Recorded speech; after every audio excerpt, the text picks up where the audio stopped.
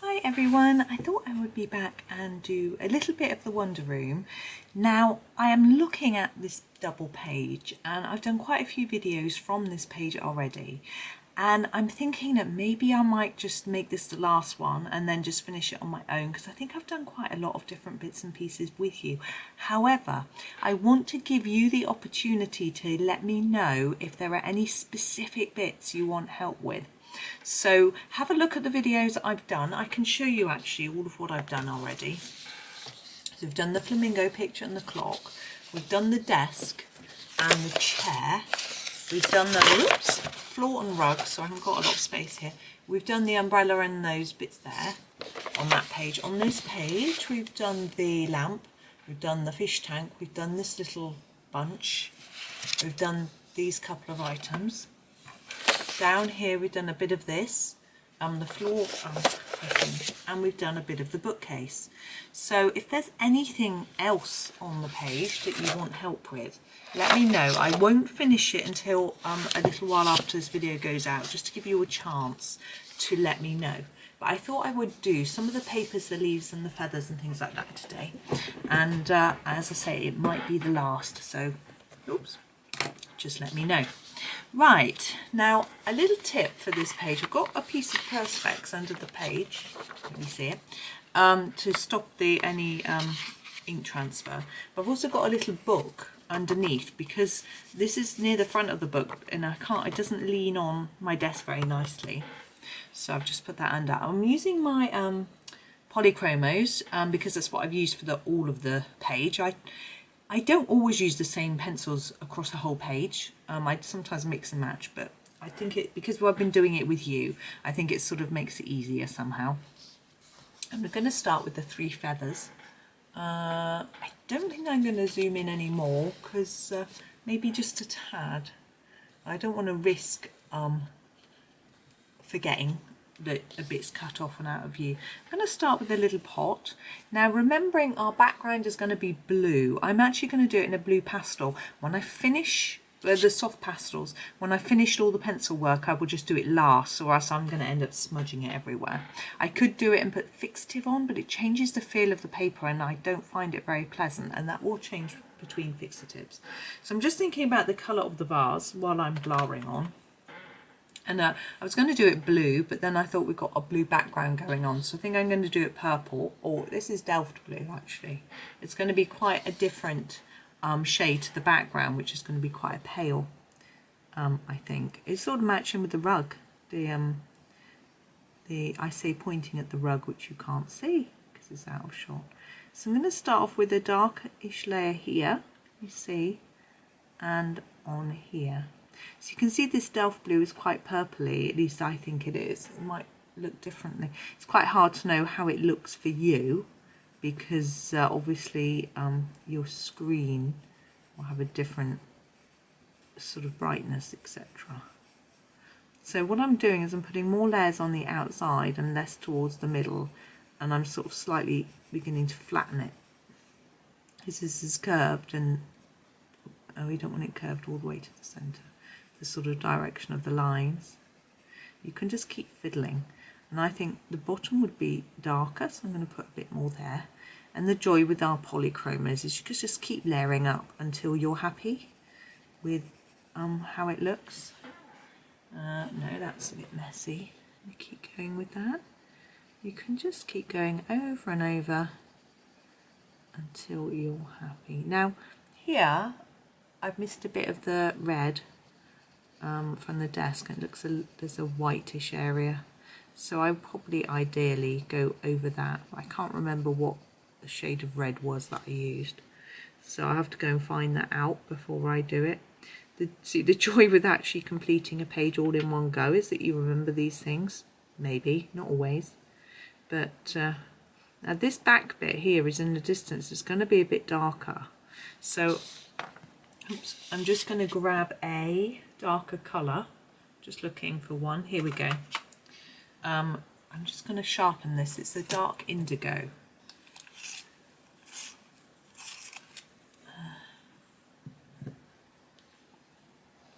There we go. I don't know how well you can see. It's a bit rubbish, isn't it? And I'm just going to go over the top of the whole lot, on just on the bit that's supposed to be the back of the vase, just so that it looks like it's in shadow. You can use some of this for shadows around here too if you wanted to.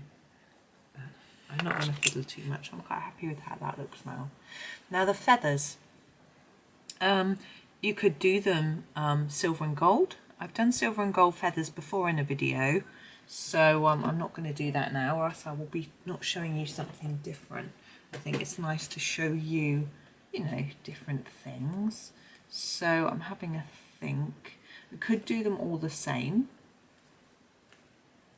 I'm just making a note to link to that video for you, and then you can have a look at it if you want to do it gold or silver. I think we might just do some multicolours. Let's do something a bit fun. Yeah, okay, let's do this. So 2 colours, pink to purple. We can do a bit of blending as well, so that'll be fun. So this is the crimson. I don't know if you can see that at all. And we're going to start with that. Actually, I'm going to do all the feathers the same. I think it will be a bit easier, to be honest. I'm going to do a pink.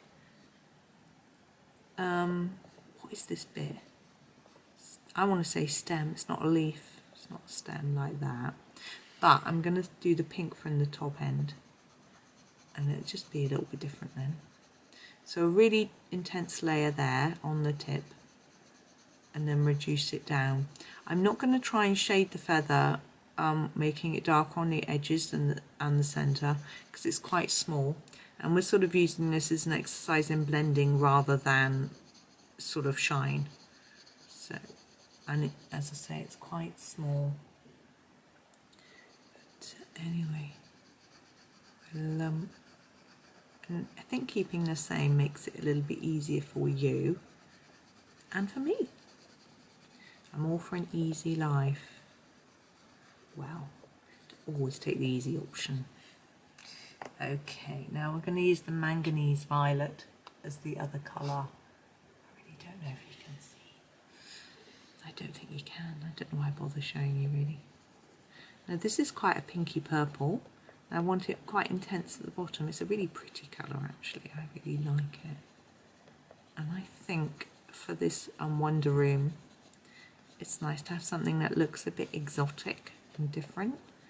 I'm thinking they're probably Pika's feathers, aren't they? Who is a magpie. And in the UK, magpies are just black and white. But that doesn't mean that we have to colour Pika black and white. It is a magical land after all. And also, I don't know if magpies are different colours in different countries. There's surely not just one type of magpie. I don't know. Maybe something I have to look up. We have a few odd bits down there. And here actually.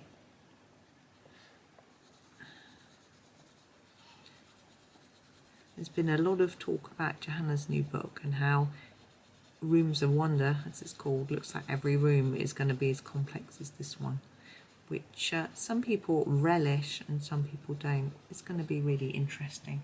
Right, there's not enough pink in there for me, so I'm going to go back in with my crimson and go back over the tip again, bring in a bit more pink. But I think it depends how the mood takes me. I've seen a couple of the ones now. The sort of plant-filled library actually looks really good. I think I would like to have a go at that.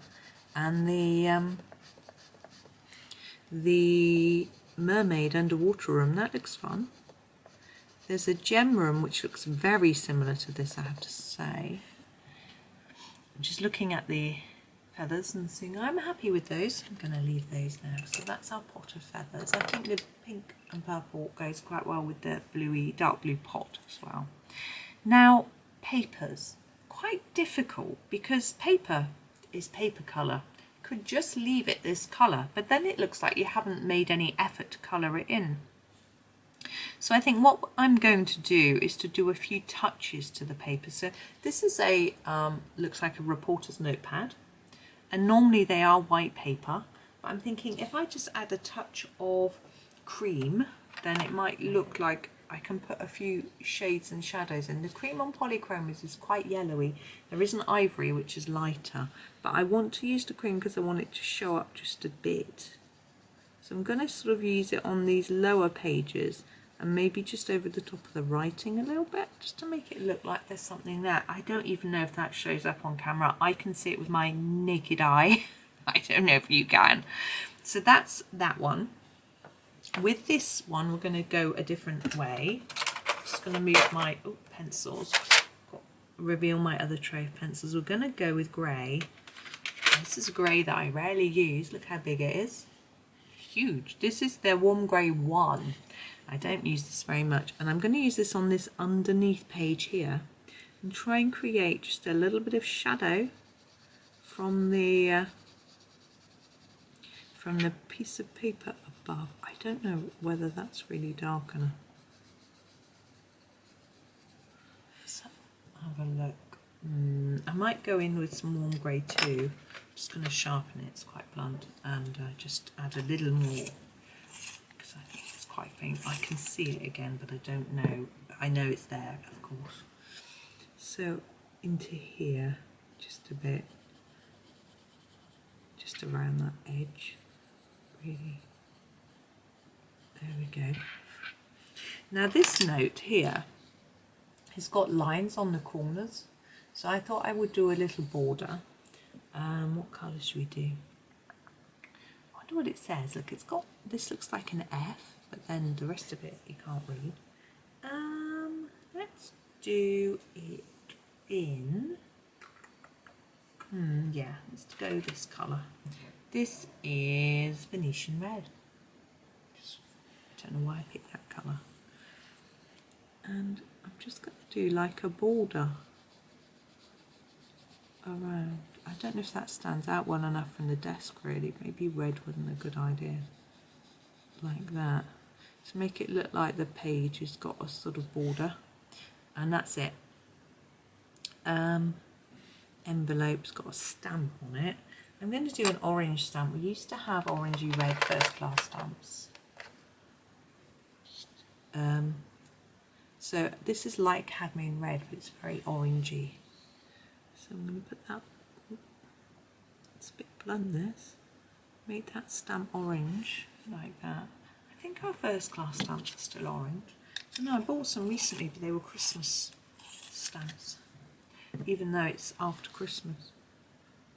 So that was okay, I don't mind.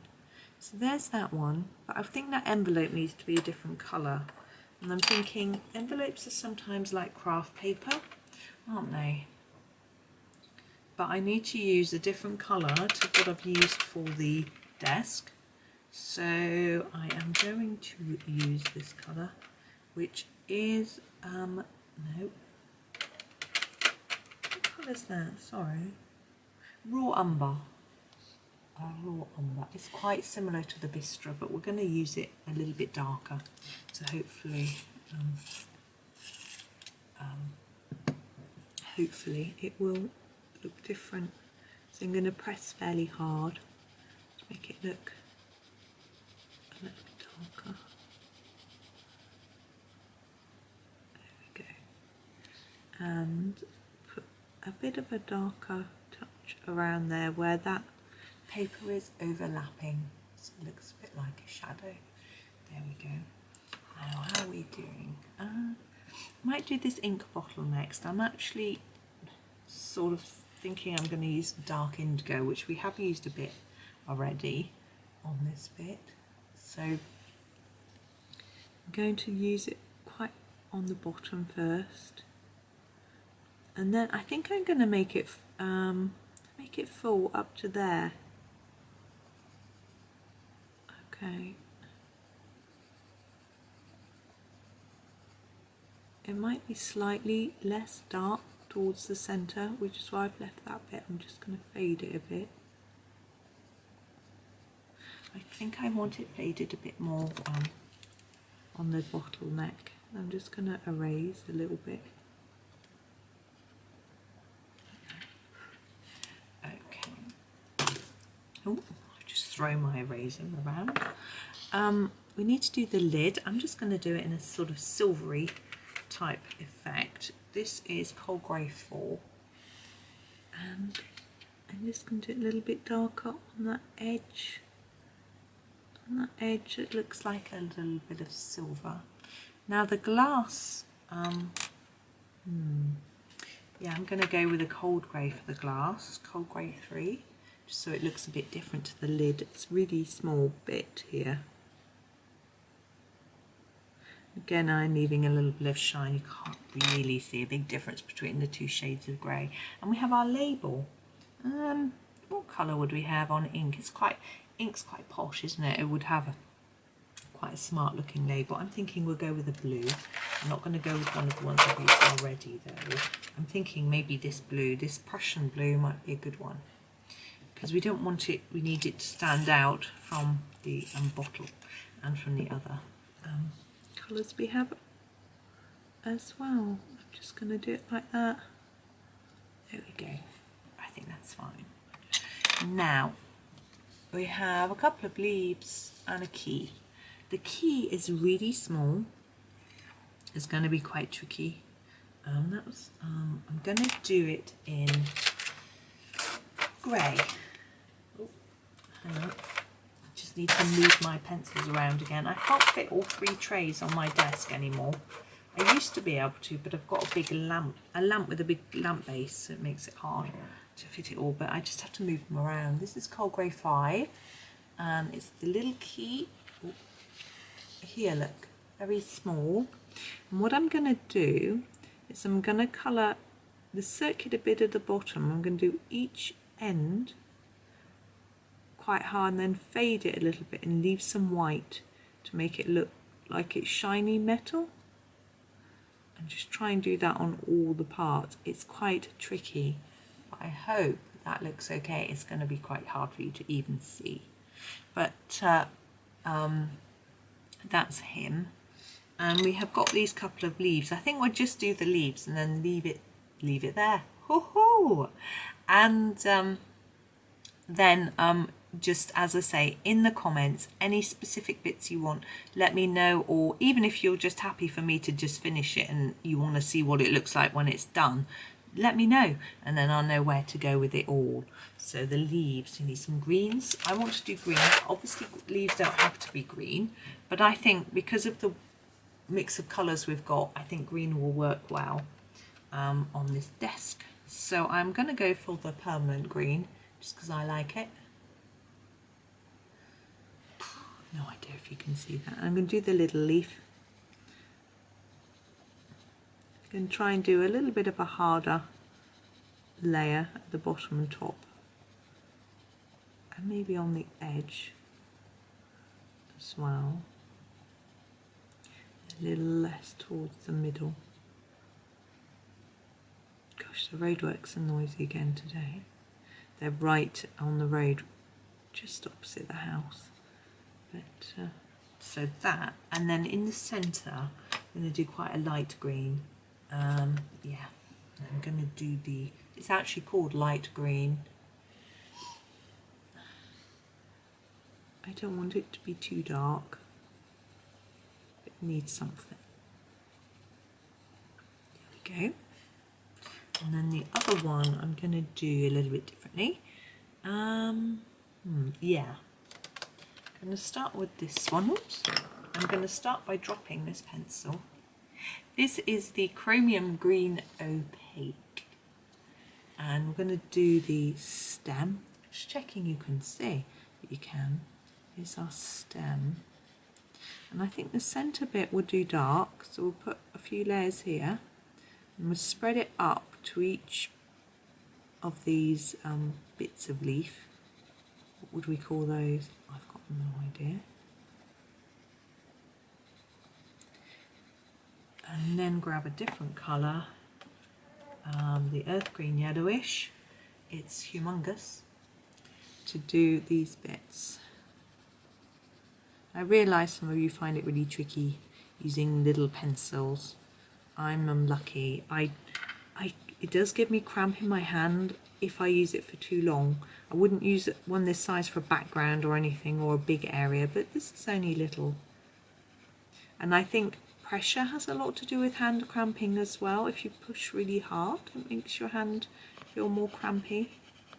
I've also been noticing since this is the May green. Oh, is that the right? Since I've started using pens a little bit more for backgrounds and things like that on some of my pictures, or even for the whole picture, I've just been playing a little bit because I had some gel pens for Christmas. I've been noticing blisters. Now, I've always been prone to getting blisters on my little finger because I drag it around the page as I'm colouring, but with the pens it seems to be much worse. I don't really know why. I think perhaps because I move more and more quickly, because I don't spend so long on an area because you don't need to layer up the colour. I don't know if that's what it is, but anyway, it's quite interesting. But hey, it's worth it for a few blisters. So there we go. There is my sort of top of desk. Obviously we've got the back items to do as well. Lots of different bits and pieces. So I hope that's given you a few ideas for quite a few different elements, envelope and paper and ink and feathers and leaves and things. So we've got quite a few things covered there. As I say, drop me a comment if you want me to do something specific. So there we go. Thank you so much for watching. I do hope that you have a lovely day and happy colouring.